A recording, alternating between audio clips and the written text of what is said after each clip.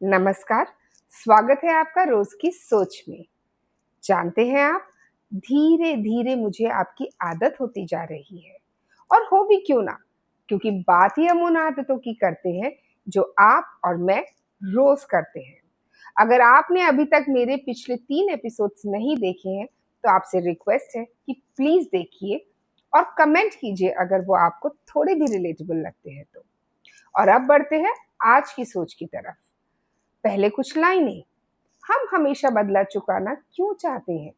जितना मिलता है उतना देना क्यों चाहते हैं? किसी ने कहा नहीं, कहीं लिखा नहीं, फिर ये अनचाहा बोझ हम पर कहाँ से आता है?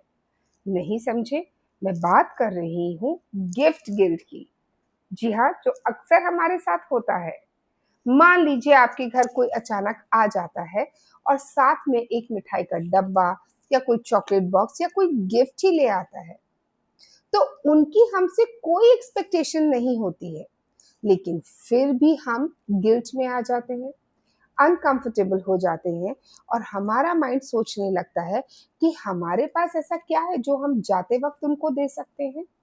कुछ नहीं तो कोई बच्चा आया है तो उसके हाथ में ही कुछ पैसा रख देते हैं। क्यों? ऐसे ही जब आप किसी शॉप पे जाते हैं, जैसे कि बेकरी, जहाँ पर फ्री सैम्पलिंग हो रही होती है, तो वो सिर्फ अपना प्रोडक्ट आपको इंट्रोड्यूस कर रहे होते हैं। लेकिन हम फिर उस गिल्ट में आ जाते हैं कि अगर आज हमने टेस्ट करने के बाद भी कुछ नहीं लिया तो शायद अच्छा नहीं लगेगा। तो क्या ये गिल्ट सही है? मेरी मानिए तो हर बार ये गिल्ट बुरा भी नहीं होता है। कई बार इससे हमारे रिश्ते बने रहते हैं और जुड़े रहते हैं। लोग हमारी परवाह भी करते हैं।